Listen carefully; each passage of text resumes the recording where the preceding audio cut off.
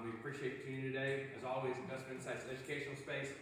We do our best to provide accurate information based on, we know, but please seek out competent legal, financial, and accounting or tax advice and legal advice based on your unique situation before you make any decisions. Okay, Chris had a great question to kind of start off here. Is the U.S. dollar going away? You know, there's been a lot of talk. I probably have had at least 35 conversations about this in the last 2 weeks. So it's a very common thing people are hearing. And there's a lot of advertisements on is the US dollar going away? And it's very interesting to me because if you look at the currency market, like if you look at when people trade dollars, the dollar has actually increased in value over the last 2 weeks while this conversation has been going on. And so, what do you guys think? Think the dollar's going away? You think it's going away? Darla thinks it's going away? Okay, well, here's the cool thing. Darla works in the office. And so tomorrow I'm going to start paying her in Chinese money.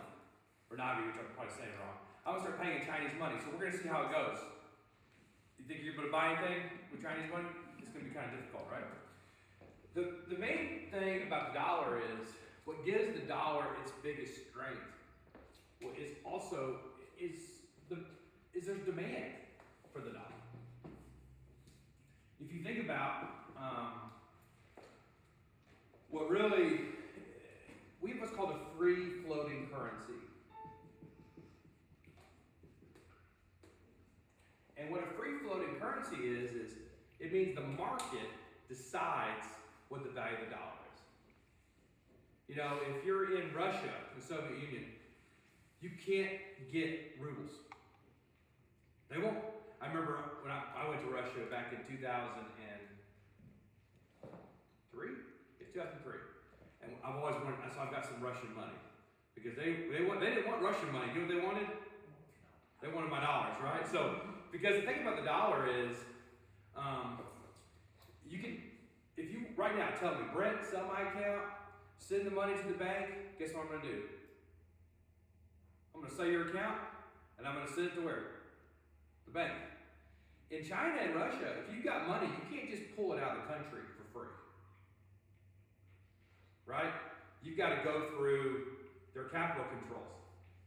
You know, one of the main reasons, if you look at real estate, one of the things that people look at is, you know, New York City, and you know Malibu, California, and you know Miami, Florida. You know who some of the biggest buyers of investments are there? Chinese people, Russian people, and Middle Eastern people. And the reason why is, if everything goes bad, and they take everything you own, if you still have money in America, guess what? You still got a house. You still got a place to go. You still have assets. Because our country, we don't stop you from putting money here. You know, if you go to Mexico, which we got a customer that did this recently, they bought a house in Mexico. And Mexico was happy to take the money, but guess what they weren't happy to do? Give it back. When he sold his house, he had to get a notary to let him pull his money out of the country that he just brought in a year earlier. See, that's not how our country really works, which is, everybody's like, man, I really don't like the fact that Chinese companies are buying U.S. farmland. I love it. I think it's the best thing that ever happened. You know why?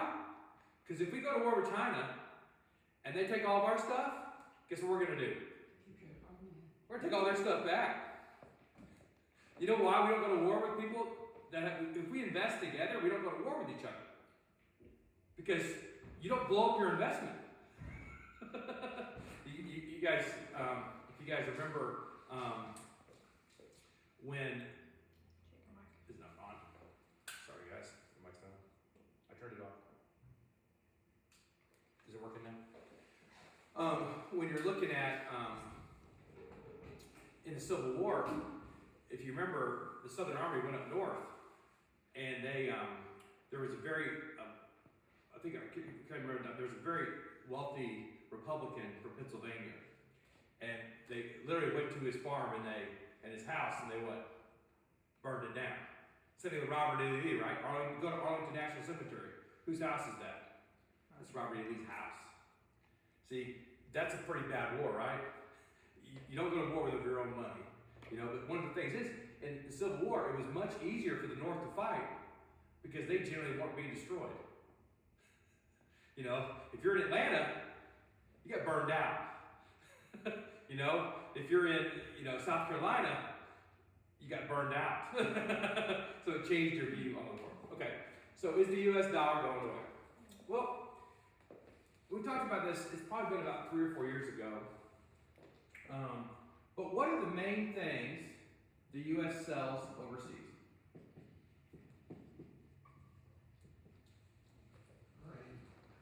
Grain, right? Grain, soybeans, corn, right? Here's the thing, I'm just asking you guys, did you guys, when you went to the restaurant, did you see if your grain was made in America? Do you think they do that anywhere else? Some countries, like Japanese don't like our food. Why do the Japanese not like our food? Everybody know? Well, because their own farmers can't compete with us. You want to know why they don't buy American beef very much? Well, they didn't, I think they are now, but they did for a while. How do you compete with my family farm, which is 420 acres with beef cattle on it, when you've got an island this big, you're trying to grow cows on it? Right? And by the way, what else do we sell besides that? What do we export overseas? Lumber. There's one really big one that really affects the world right now. Oil. Natural gas. You know, it's very funny. Everybody's like, I want to have an electric car, and I do too. Okay? But you know what powers all these power plants? Natural gas. You know what natural gas is a byproduct of? Oil drilling. So if you don't drill for oil, you don't get natural gas. And if you don't have natural gas, you don't have electricity. You guys want to know why we ran out of power? The natural gas pipeline that powered a couple power plants here in Tennessee, it froze solid. And when it froze, there was no power. So right now, we have so much natural gas in Texas, it went negative this fall. You hear what I said? It went negative. You had to pay people to take it away. So you know what they do in Texas? They light it on fire. They throw it away. They burn it up. They get rid of it. Because there's no pipelines and no infrastructure to ship it to California and to ship it overseas in some cases. They just throw it away. They burn it. You know why building pipelines matters so much? If you want electric cars to work, you've got to have a pipeline to power the power plant. So when you sit there and say you want to go green, but you stop the natural gas pipeline, you can't go green unless you start building nuclear power plants, which takes 10 years. So you got to make a decision, right? I was talking with my good friend yesterday. I'm like, how is California going to power all this stuff? Because when it's not sunny, like right now, today is a great example. Today's a gorgeous day, right? You know what's even better about today? You're not using your air conditioner very much. You're not using your heater very much. Because it's going to be right at 71 degrees, which is about the perfect temperature for the inside of your house. And the good thing is, the solar plant's going to work great right now, but you don't need the energy, right? Because this is a low energy day. But when it's 5 degrees outside, and it's cloudy, and it's cold, that's when you need the electricity, which is why gas and coal and nuclear are so useful, because guess what? You light it on fire, and you got energy. You know, and nuclear just keeps burning steam up rapidly. Okay. The number one thing that Russia sold outside of their country was natural gas. You know, actually, there's a company in Germany called BASF. You guys ever heard of them before? Guess what they're doing right now? They can't get natural gas. They make chemicals. So you know what they did?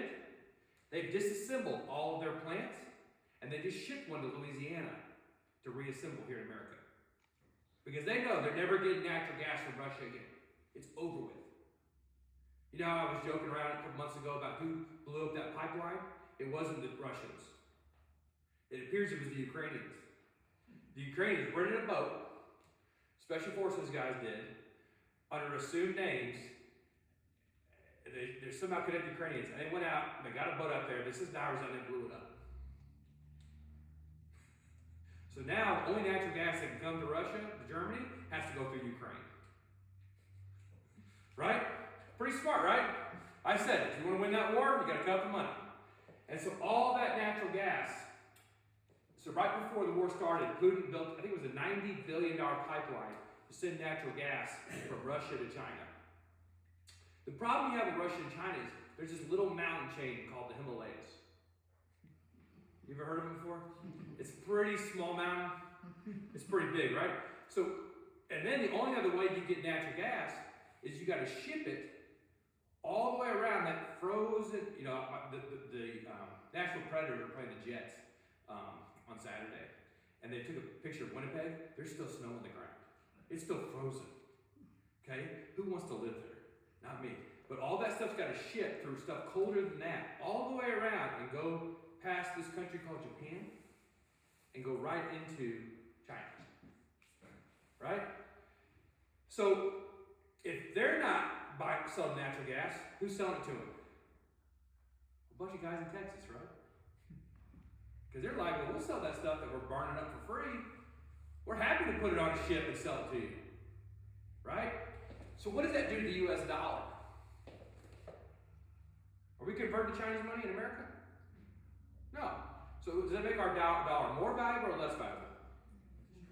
Makes it stronger because there's now more demand for these raw materials. And here's the thing. Like, there's nowhere else to get it. It's not a matter of like, would Russia, China, France, would they replace the dollar if they could? Absolutely. That's what the euro is supposed to do. But guess what the Europeans don't have? They don't have natural gas. They don't have oil. You know? They don't really have lumber. They have a little bit of food, but they're very heavy unionized, and they don't produce like American farms. I mean, just think about how big a semi-truck is here, and go to Europe and see how big their trucks are. Or, you know, I was in St. Louis a couple weeks ago for the Cardinals opening day, and all around it, I'm a weirdo. I'm watching the Mississippi River as I'm flying, and the Missouri, because we flew over the Mississippi, then we went over the Missouri, came back around. And all you see is boats full of food. Barges. You know, one of my friends, he lives in Dubai, and he's a nuclear engineer. He's actually building nuclear power plants in Dubai right now. And we got this stupid idea that we were going to go canoeing in the Missouri River, sorry. And then my dad and his dad were like, well, you know, there's this thing called barges. And they have these huge weights. You're going to die. So don't do that. And so that just tells you how many boats are in that ocean. And so one of the main things that keeps the American dollar strong is this. We have everything we need in this country. Remember? And it's so cheap to ship it. Because you put it on the river, the Tennessee River. The most wealthy family in Tennessee, the two wealthiest families in Tennessee, right? The Haslams and the Ingrams, right? What's the Ingrams do? You might know? Barges, shipping on the Tennessee River that goes to the Mississippi River, that goes out to the ocean, and goes to the seas. And the Haslams, they own gas stations. Shipping stuff around the world. And the thing is, when you think about people say we want to replace the American dollar, the thing about it is the dollar is very liquid. You can use dollars anywhere. There's actually, this is an old statistic, this is 10 years old. But 10 years ago, there were twice as many American dollars in circulation outside the country as inside the country. Because if you're in Iran right now, and their currency is set by the government, do you want Iranian money or US dollars? If you're in Argentina, and inflation last year was 100%, guess what I said? 100%. Do you want Argentina pesos or do you want dollars? And here's the thing. What gives us value is we're going to sell this every year. that you're alive. Because all these natural gas power plants they're building are new, right? They're going to be around for 30 years. So we're still going to have to drill for oil. We're still going to have to frack because we got to power them.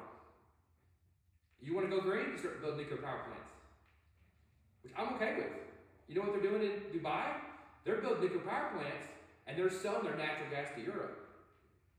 Because they got smart. They said, we'll power our stuff with nuclear power and we'll let you idiots use our natural gas and we'll charge you a lot of money for it. See, where the Russians got really stupid is their biggest product they sold was this. And their biggest customer doesn't use them anymore. So they got to ship it all the way around. Think how much that costs. Is it cheap to ship all that stuff? You got to freeze it. And then here's this thing too, right? There's this thing in Russia called the permafrost. What that means is it's so cold up there, it stays frozen all the time, right? And so think about mechanics, right? Here, with your car, you turn it off and you turn it what? On, right? But if you have diesel and you live north, what do you have to do with the diesel engine? You have to warm it up. If most of the oil produced in Russia is in the permafrost, which means you can't turn it off. Because once you turn it off, it destroys itself.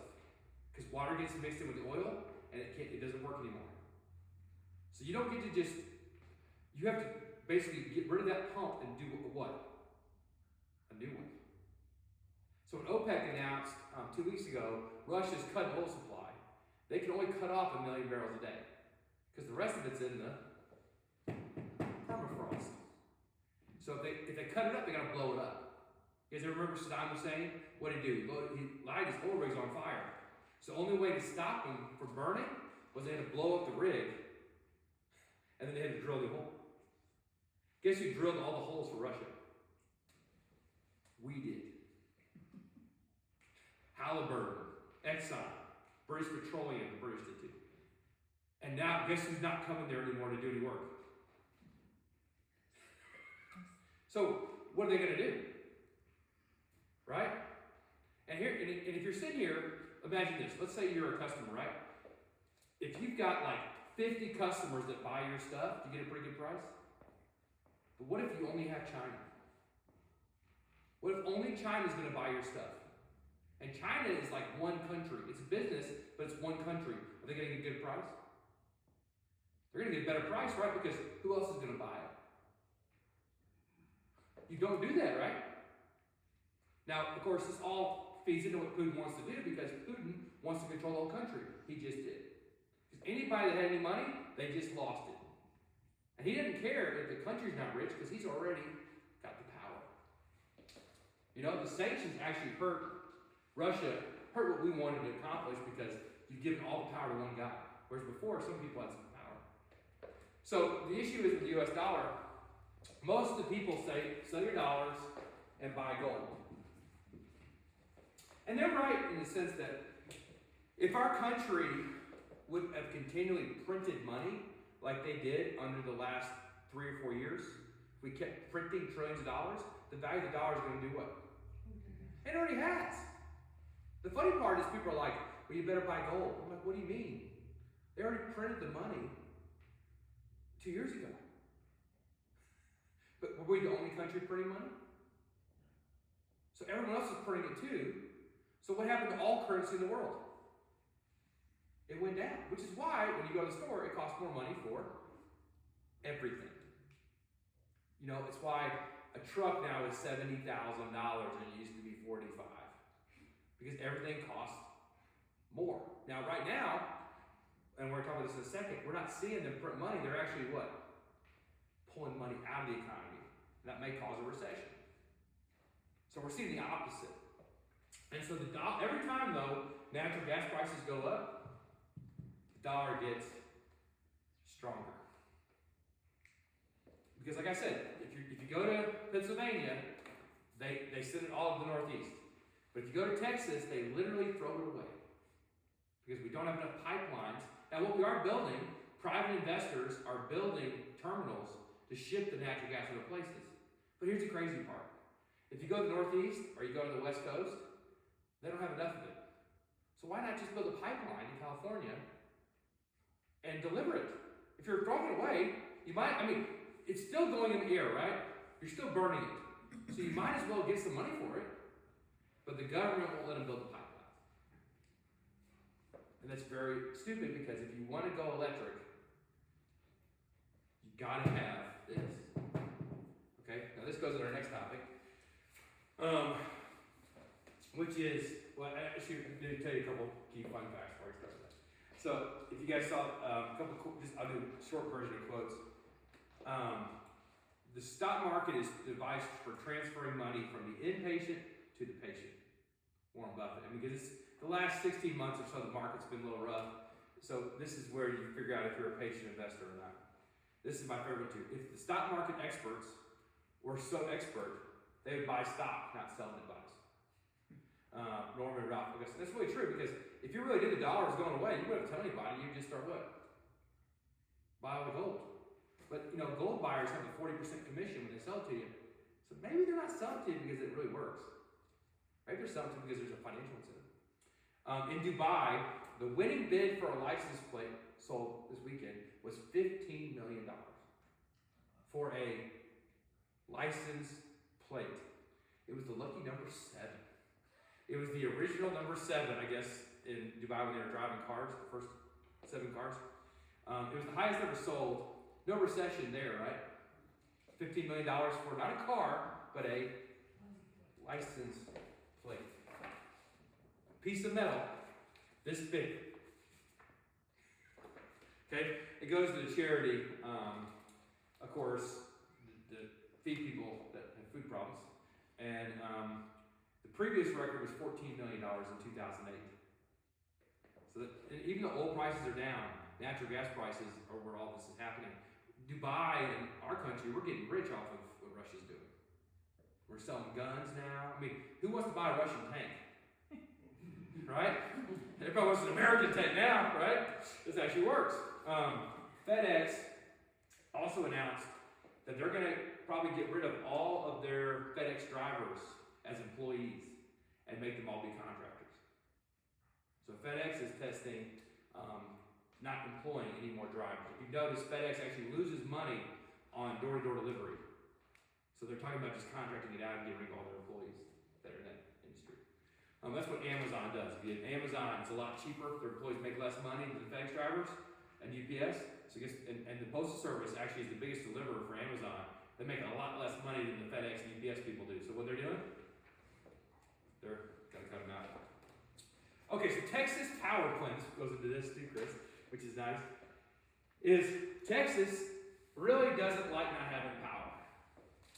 So they have a bill that's going to go for the House probably this week or next week, where they're going to build a ton of natural gas power plants. The equivalent of 10 nuclear reactors in Texas, so they never run out of power again. The only problem with this plant, of course, is when it gets really cold, natural gas freezes, which is what happened last time. But that's what Texas is going to do. The government is going to pay investors a 10% return regardless if they sell the energy or not. They're going to make sure that they get paid no matter what happens. And it's going to cost, I didn't write down, but I think it was going to cost $18 billion. It was like $12 billion, sorry.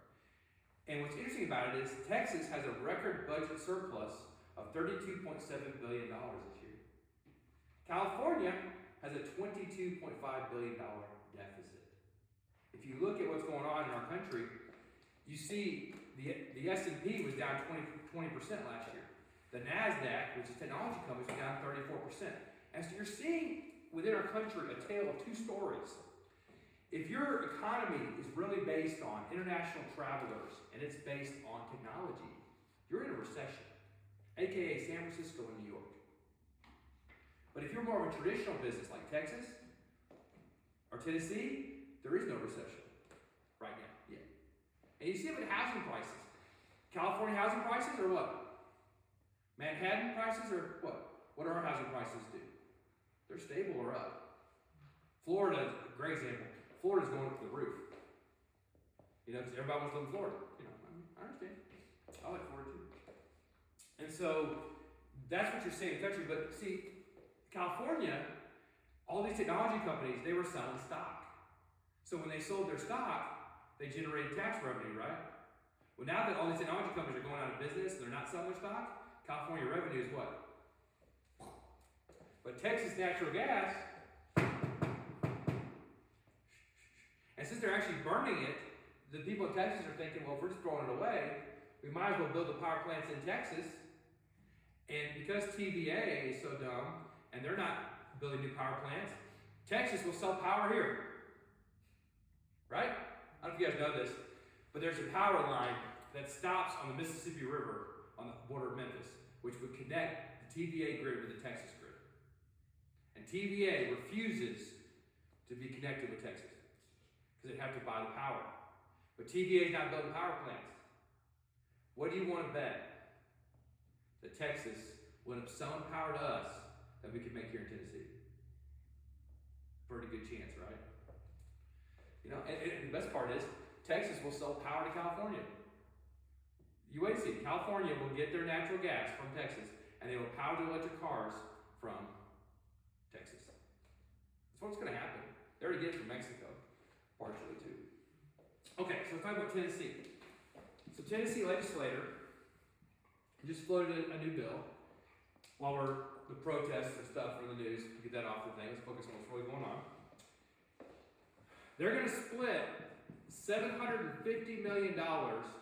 This is TDOT, not to be confused with Texas, Tennessee Department of Transportation. They're going to split $750 million evenly in the 4 Tennessee regions. So historically, all the money for infrastructure was split per person. It's like, do more people live in Nashville or in Manchester?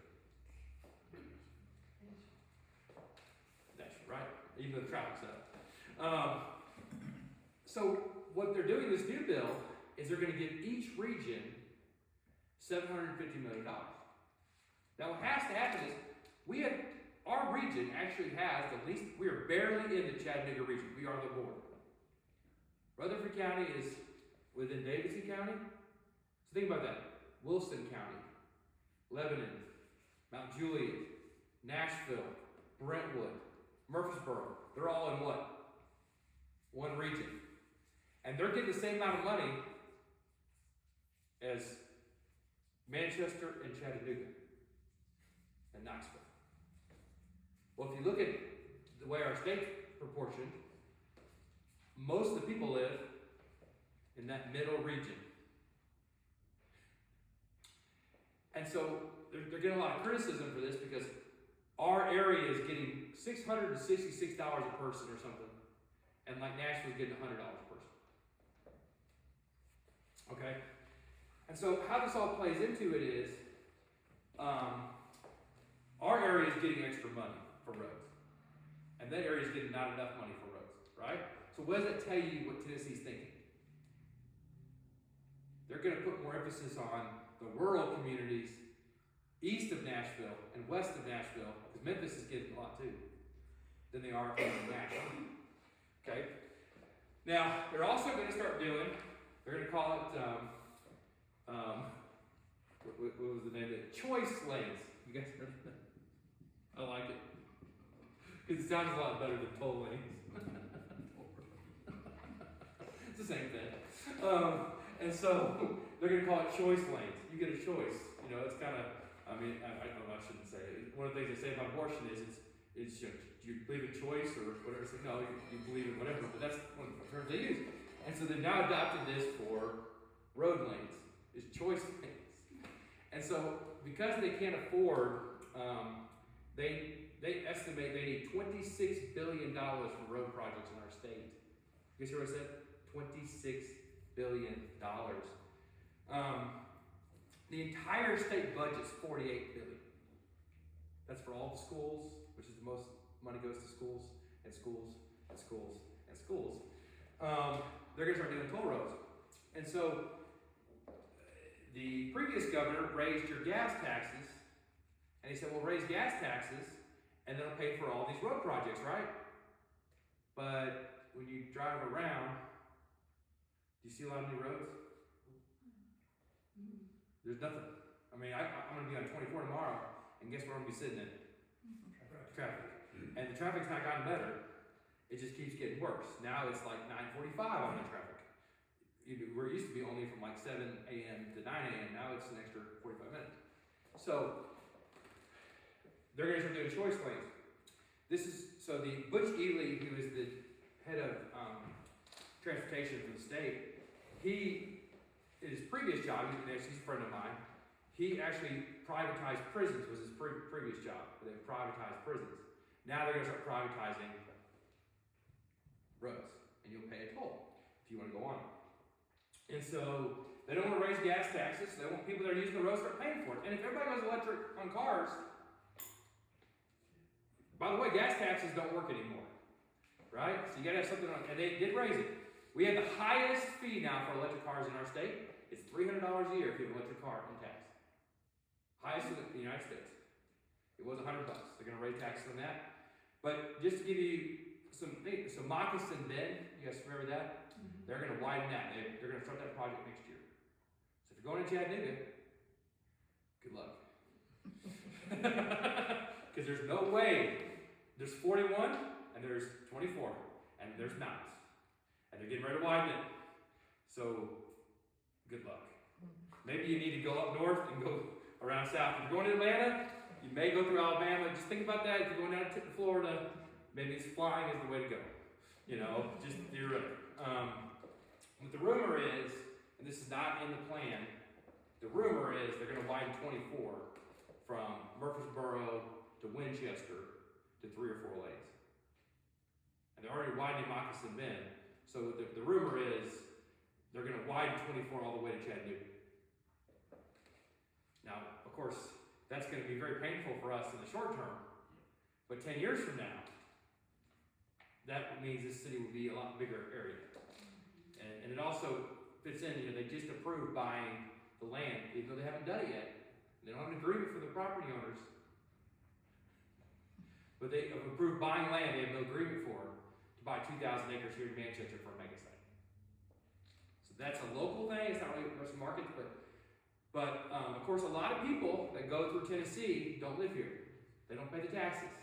And so the idea with these choice lanes is, if you're driving through here from Indiana, which I see Indiana cars every day, I'm on the interstate, you're going to start paying your tax for driving that road. So that's what they're going to do. So that's the beginning of the plan, the budget. I actually personally like toll roads, but that's just me. I like just paying for whatever I'm using. I like that. So it seems more fair. If you don't want to do the toll road, sit in traffic for 2 hours. That's how I look at it.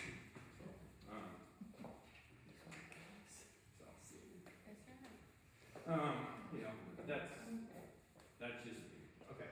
So let's talk about, are we going into a recession? That's really the main question here. Or a lot of people tell me we're already in one. We are in a recession. Now, I don't know about you guys, but I don't think we're in a recession. Because when I go on 24, there's traffic. If you want to ask, I'll talk this later, but Disney World to me is the best indicator of a recession, because do you need to go to Disney World? No. And it now costs $300 a ticket. If you get on the Lightning Lane, which is where you pay $15 to ride a ride, extra per person, per ride, on top of your $220 ticket, $220 ticket for 1 day. And I was at Disneyland with my kids in March, and it was raining, and it never rains in California, and it was packed. It was completely packed. And the Lightning Lane lines were an hour to wait in line when you paid $15 extra plus $220 a day. And my wife, who's over there, really wants to go to Disney World this summer, and I have no interest in going because it's a waste of money, and we're going to sit there in all these lines paying all this money for Nothing. But the thing is, if people are willing to give $300 per person a day to go to Disney World, that means we're not in a recession. That's my opinion. And if you look at Disney World, as an example, in 2001, they basically almost went bankrupt after 9/11 because people didn't want to fly. They didn't drive anywhere. So what happened to all travel? It died. It was the greatest time to go to Disney World on earth. I went. Okay? You can walk in everything. 15-minute waits. Nobody's there. Best time ever. 2008, the financial crisis. What happened at Disney World? They didn't raise their prices.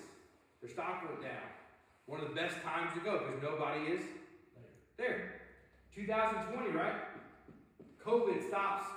Everybody's, where's the place you don't go if you're scared of COVID? You don't go to theme park. All my kids, like Madeline, licking her hand. Madeline, I'm gonna kill you, Madeline. Stop licking your hands while you're touching the stuff. You're gonna get something. I don't care, Daddy. She's always got, a cold. Shocker. Because she's always sick. Nobody went there during COVID. That was a recession, right? Now, we're doing a Disney cruise with the kids in June. Susie was up at 12:01 booking the parts of the cruise because everything was selling out. We booked the cruise in November. We can't even move the dinner reservation because it's been sold out since November. This is for June. That's not a recession, right? People are spending money 7 months from now to go on vacation. Or 8 months. And so that's one of your first signs. Okay, so let's talk about a little bit of what's going on there with interest rates. Obviously, we know the Federal Reserve. What is the Federal Reserve trying to do? Trying to slow the recession. Who knows, right? I'm not sure they know. Theoretically, what they're supposed to do is they're supposed to promote economic stability, low unemployment, and low inflation. And they're really doing a great job. I just really love it when they talk. I actually, I don't want to say anything negative, but it's really very frustrating. The Federal Reserve, of course, in February, almost caused half the banks in this community to go out of business. Right? One thing that's really weird is I've never heard of a Sin Federal Credit Union advertising CDs in my life. And they're advertising them like crazy. What does that tell you about that bank? They're in trouble. They don't have enough money. When their CFO, I've never even heard of, is posting ads everywhere saying, you need to buy a CD from us, that means there's something wrong. My opinion. I'm not saying that's enough to their financials, but the truth of it is, if you loan money to people for 2% for 30 years, and CD rates are now at 4.8% for 1 year as of yesterday, are you losing money? You're losing a lot of money. Because you're locked in at 2, and it's 4.8. My mortgage is 2.75% for 30 years. My wife and I get in a fight almost every day about this. She said, pay off the house. Why not buy a CD? Because I'm getting paid twice so much money. My loan's an asset. Because somebody else just lost money on it. It's not even a liability. It's an asset. I don't pay off assets. I keep assets. So when local banks are advertising this, you should not have more than your FDIC limits. If you've got more than FDIC limits in the bank, you deserve to lose money. It's your fault. You shouldn't be doing it. Don't do it. Don't do it. Okay? So, and if you want to check on it, all you got to do is if you pull the finances up for these banks and you see how many loans they have at 2% interest for 30 years. Because those loans are down 60 or 70% of that. Okay? And so what we're seeing here right now is very interesting. When the Federal Reserve raises interest rates, does it automatically raise everything all at once? What do you guys think? They raised the rates 1/4 point in May. Is that going to cause interest rates to go up everywhere? It just causes on new loans, right? I'm locked in at 2.75% for 30 years. So can they raise my rate? No, because some fool bought my mortgage at 2.75% for 30 years. I'm locked in. I can't change it. So guess what? They're stuck with it. Right? And I'm not going to pay it off if I can get a CD paying that much more money.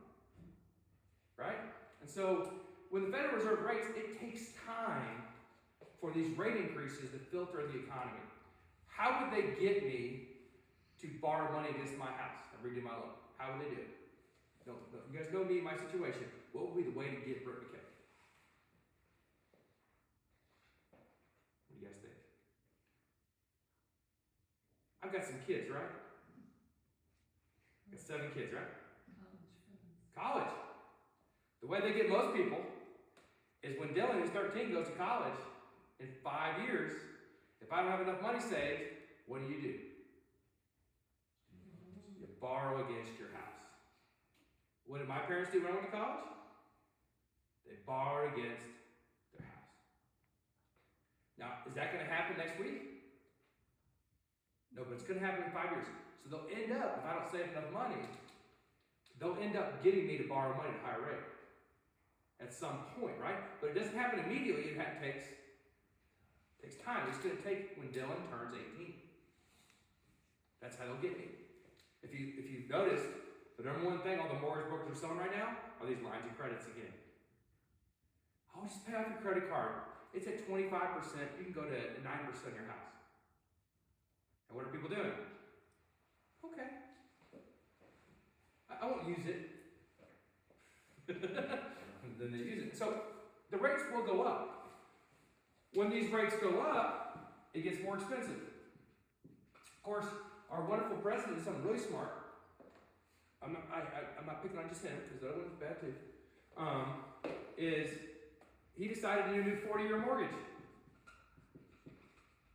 That debuts next month. Stupid. People are going to borrow money for 40 years to own a house.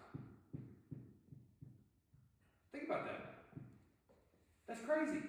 You're telling me that you guys in this room, any one of you right here, next month, you can take a 40-year mortgage in your house. Well, if you play the game on this, not picking on anybody's age here, what are the odds of that working out, like, paying off? You know? And so, that's inflationary. Because when you do a 40-year mortgage, most people are going to buy the house based on the payment. Their payment goes down. They borrow the money even though they pay no principal.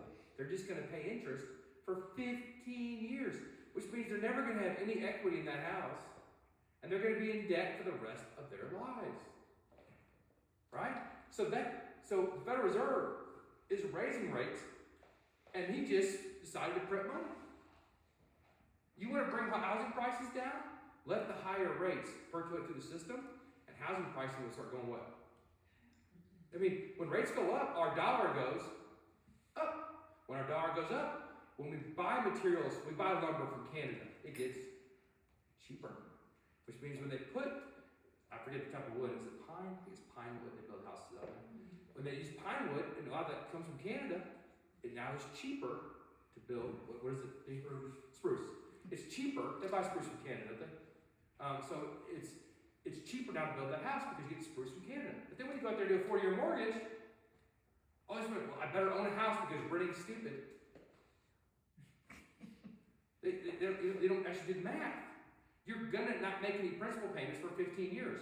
You're still renting. You may, on paper, own the house, but you just are renting because you're not paying any significant money down on the house. Okay? And so that's a dumb policy decision. When you look at credit, though, and we're starting to see the impact. Credit, which is where people borrow money, has been sitting at $17.5 trillion since January. The amount of people borrowing money, it's not going up. It's just what? Staying still. Now, whenever we look at this stuff, for the first time, when those banks went out of business in California, the amount of new people borrowing money has gone down 20%. So we're seeing that crisis created almost a 2008-like moment. You're not feeling it right now, but people have stopped borrowing money. Well, when you stop borrowing money, what happens to inflation?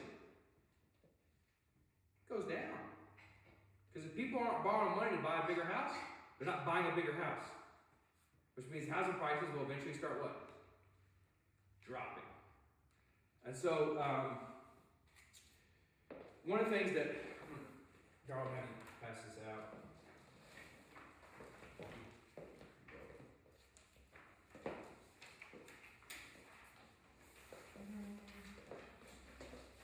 Actually, they did something different here. I don't know why they did that, but they did. Let's go. Right there. Frankie, I didn't give you this. Actually, they're all together, Carlos. You have to give me each one page.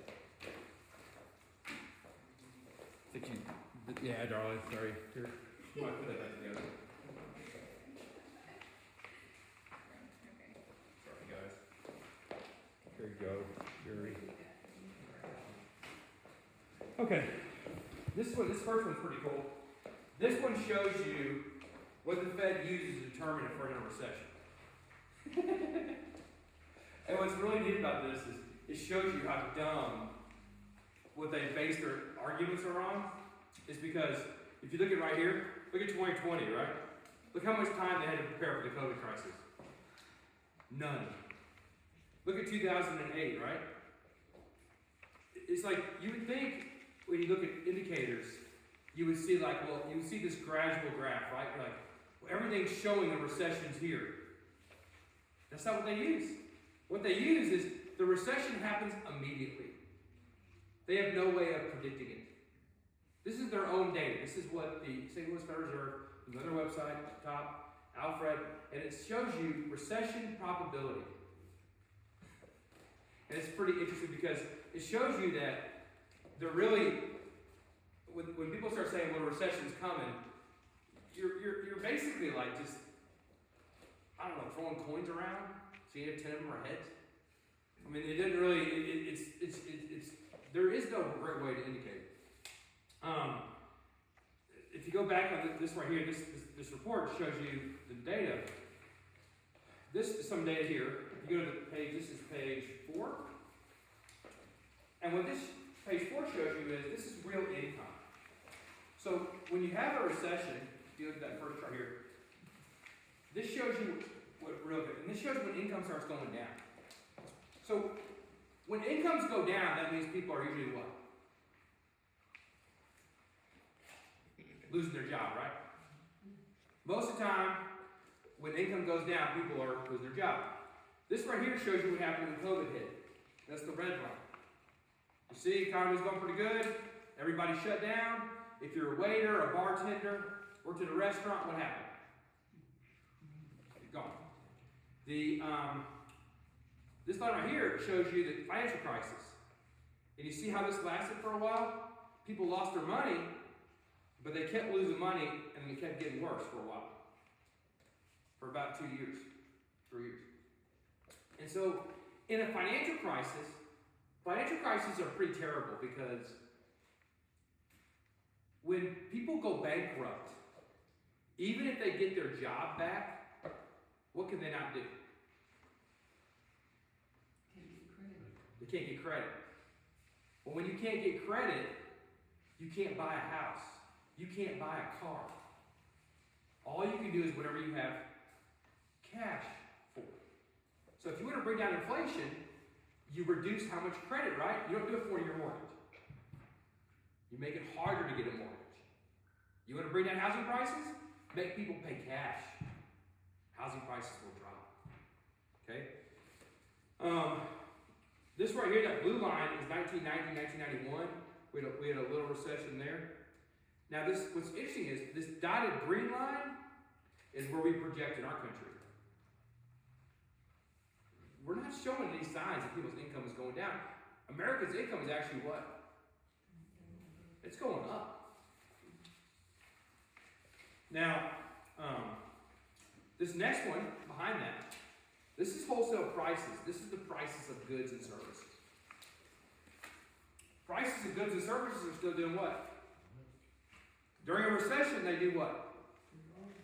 They drop. Okay? This next one is industrial production.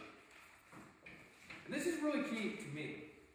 Because whenever there's a recession, our factories shut down. What could be some reasons why our factories are not shutting down right now?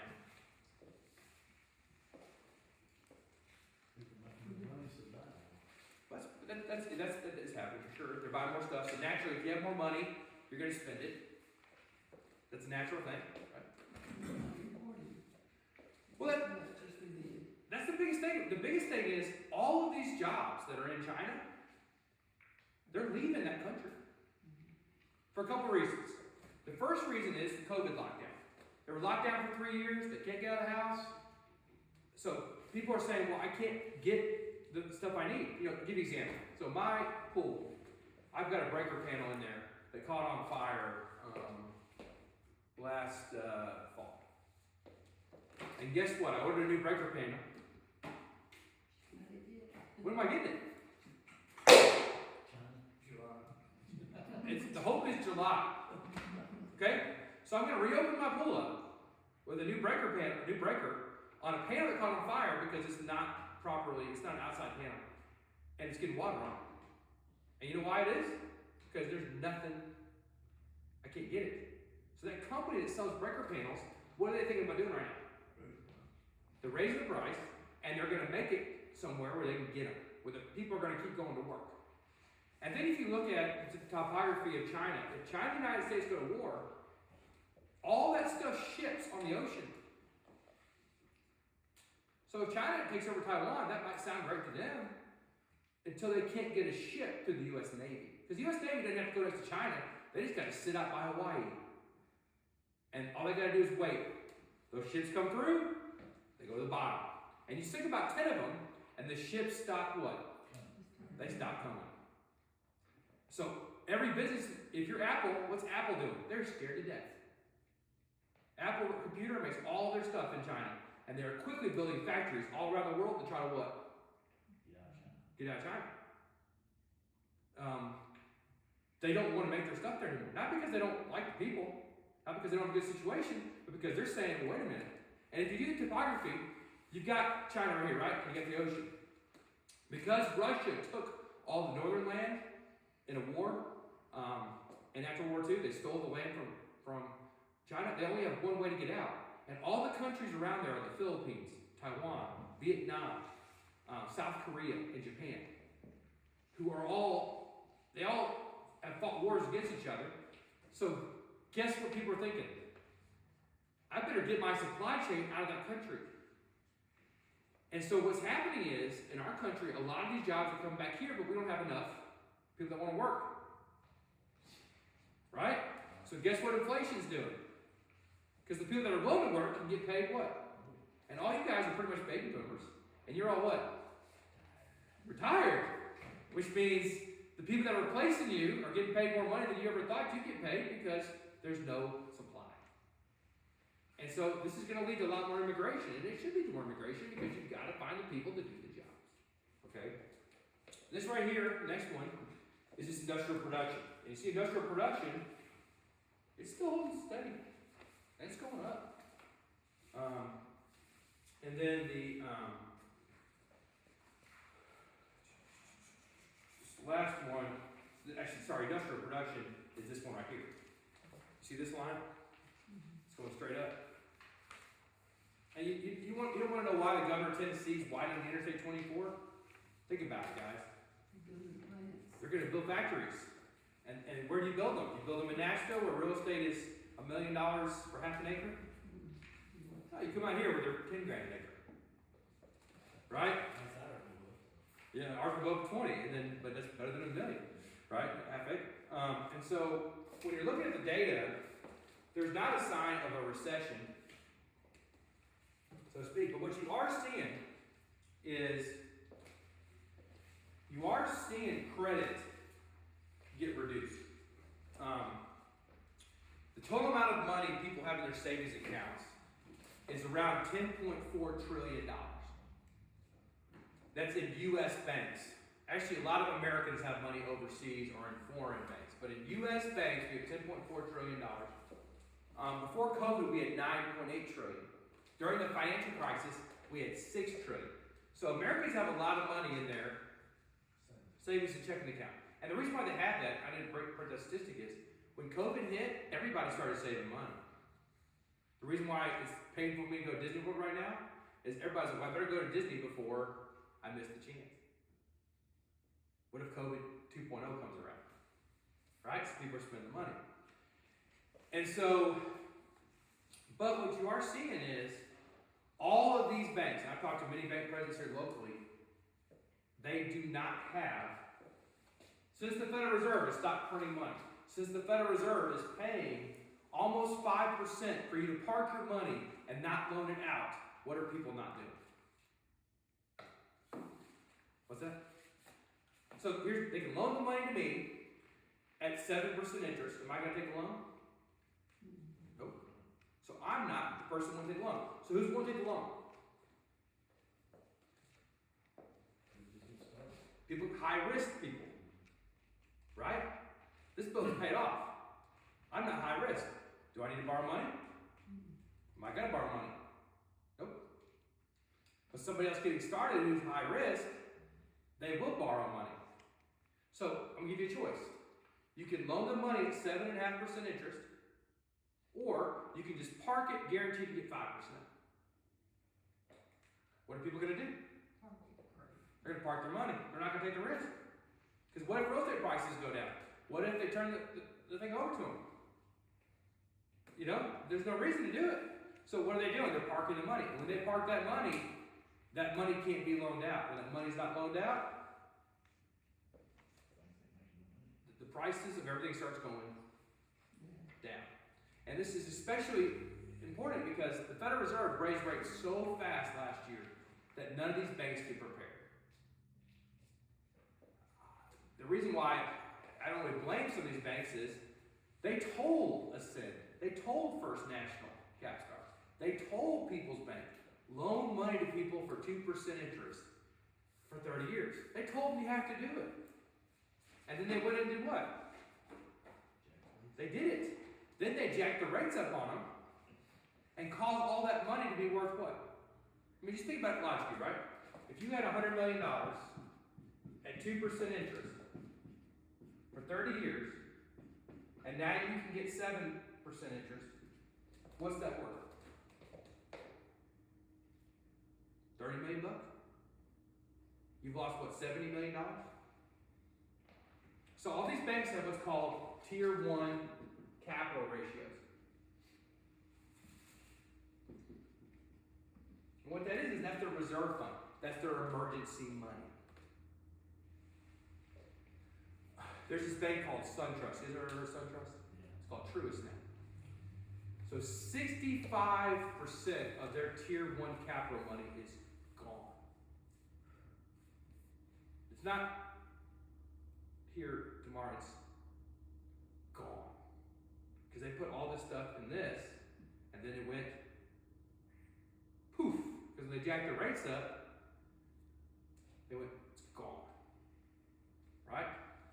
The thing about SunTrust is in a bad situation, right? Because are they a big bank? They're bigger than the credit union, but are they Bank of America? So can SunTrust go out of business? Can Bank of America? No. Why can Bank of America not go out of business? Too big to fail. They're too big to fail. They would cause an economic catastrophe. So the government is insuring Bank of America, who, by the way, did the same dumb thing SunTrust did. But they're selling SunTrust, well, maybe you need to just be gone. You know, Silicon Valley Bank, 90% of the people who had their money there had over $250,000 over the FDIC limits. But the governor of California banked there, right? That's the rumor anyway. So guess what?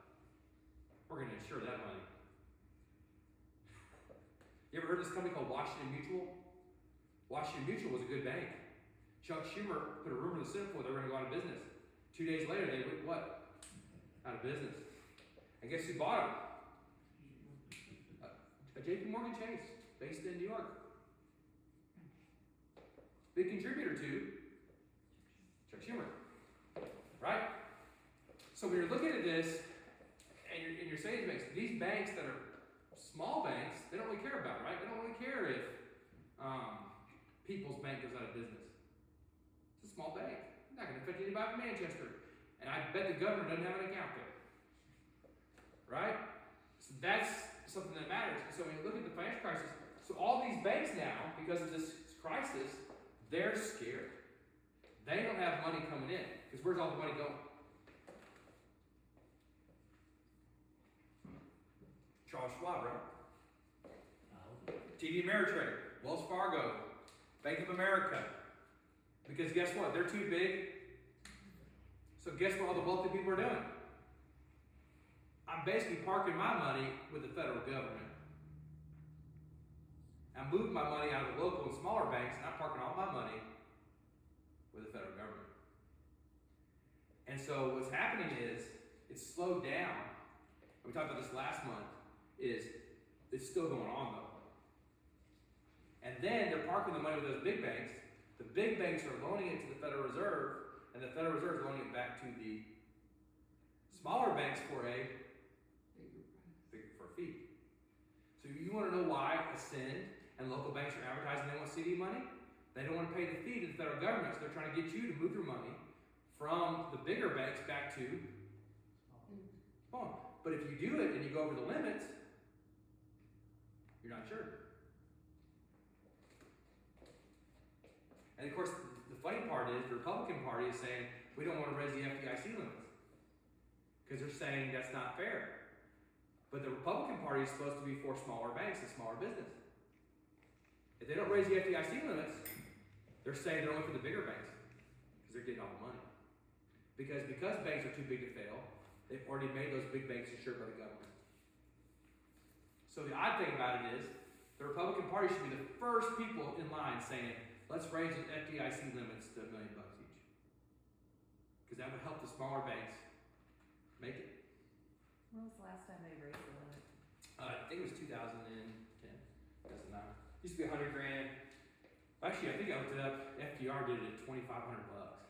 Back, I think it's $2,500. I was reading yesterday, and then it's slowly gone up. But they haven't really raised it in 13 years. And let's be honest, money. There's twice as much money in circulation, so it'd be very easy to say $500,000 because that's just the inflation numbers. Of course, FDIC doesn't have enough money in reserve to pay all the bills, so who's going to pay for it? Taxpayers. You are. But you already are because that's what's going on. But what you are seeing, so when we look at recession, the indicators don't show a recession yet. I'm not saying it's not coming. But here's what it is. Disney tickets are $222 per day for a park hopper option on a random day, like 2 weeks from now. And 3 park hopper rides is $15, I estimated. So it was like $45 plus tax, your $300 ticket. In 2002, when I went for my senior trip, it was $369 for an annual pass. And now it's $300 for 1 day. And so when you look at, are we in a recession? It's very clear that the local banks are not loaning money as quickly. And with them not loaning money, and actually a statistic they put out is local community banks, their confidence ratings, I don't know if I wrote it down, I read it yesterday, was the lowest that's been recorded in the last 5 years. Local banks are saying they're nervous because they're losing all this money, right? Because they're losing the deposits. They've had losses on the books because these low rates. And so they're in a tougher situation, the local community banks are. And the problem is, like, if you were to go to a local bank who knows you, you could probably borrow money pretty easily, right? But if you go to Bank of America, what do you got to do? Like, I'm self-employed, right? I've been self-employed for a while, so I've got pretty good credit, I got pretty good standing. But when I bought this building, I was, how old was I? 13 years ago. So I was like 26 when I bought this building. How many commercial buildings had I bought before? How many buildings had I bought, period? Do you think I could have gone to Bank of America in 2010 and said, I'm going to buy a building? They would have laughed. So where'd I go? Community Bank. And they said, okay, you bought this thing for $30,000 less than it's worth. You've got good credit. You've got down payment. We'll take the risk. And they gave me the loan. So when those local banks start hurting, loans start what? Dropping. And that's what the Federal Reserve, they're getting what they wish for. They wanted inflation to go down. Right? So this is going to cause inflation to go down. The question is, are we going to see one of these red marks this year? Or are we not going to see those red marks? Because they don't like just slowly happen, right? They what? It's almost immediate. Now, the good news is, if you're not borrowing money, the people that aren't borrowing money have more money than they've pretty much ever had before, and they're sitting on cash. So as long as people keep spending money, we won't have a recession because it doesn't matter so much because people saved so much money in the previous 3 years. Right? But the people that are trying to start businesses and trying to get started, they're in a tough road. Because, if you're a Bitcoin company or cyber currency company a cryptocurrency company in California, you can't get money to start anything. So you can have a great idea, but you can't what? You can't capitalize on it. And so, but if you're a natural gas company that's building pipelines in Texas, and they're getting ready to build a bunch of power stations, guess what? You can borrow money. So that's kind of what we're looking at recession. But the indicators, if you look at the charts, the Fed charts are very clear. Economy is just on a tear. Even with the rates going up, even when things are still growing. And part of that could be not related to the federal government. Part of it could be related to all these jobs coming back into this hemisphere. Because think about it, right? If China and the United States go to war, would you want to have your plant in Thailand or do you want to have your plant in Mexico? Right? Because if it's in Mexico, you don't have to worry about anything. If it's in Canada, you don't have to worry about anything. If it's in Peru, no one's going to sink a boat in Peru. Right? So, might be questions about this. I don't know, a bit on time. Well, anyway, that's kind of what you're looking at. The big takeaway here is we spent the last 14 months predicting a recession that is yet to happen. And the economy's still rolling. U.S. companies are supposed to make 6% less money this quarter than a year ago. But in a typical recession, like in 2008, so in 2007, U.S. companies made about $86 to $92 per share profit. In 2010, they made 20. 2009. So 2007, they made 86 to 92. 2008, they made 20. So in a typical recession, U.S. profits go down like 70 or 80%, not 5 or 6%. So that's kind of what you're looking at. Now, the good news, I guess, is this crisis caused interest rates to go down. And when those rates went down, some of that money those banks had lost wasn't as bad, right? Because if the rates go from 7 to 5.5, okay, maybe only lost $40 million versus 60 or 70. And so that's what's been happening. So, and here's what's crazy. If a couple more banks go out of business, interest rates will drop really fast, so the other banks will get stronger. And that's the natural evolution of society, right? The weak businesses should go out of business, and the stronger ones should survive. That's capitalism. And so that's, in effect, kind of happening. But unfortunately, because the government's insuring the bigger banks, what risk does Bank of America have of doing something stupid? If we get in trouble, we'll just get more money. Right? Charles Schwab had a bunch of those loans too. And guess what they did? They got tons of deposits. Cause, well, they're too big. They're an $8 trillion company. They can't go under. So, but that's kind of what happened. So that's kind of what's all working right now. Things are pretty stable. But, and I invite you to, if you want to learn more about the banking situation, we did the whole video on it 3 weeks ago on all the details, which we didn't get into today on that end. But any questions or anything, guys? Sorry for talking so much. Well, thanks for coming in today, guys. Thanks for tuning in on Facebook Live. Have a good day.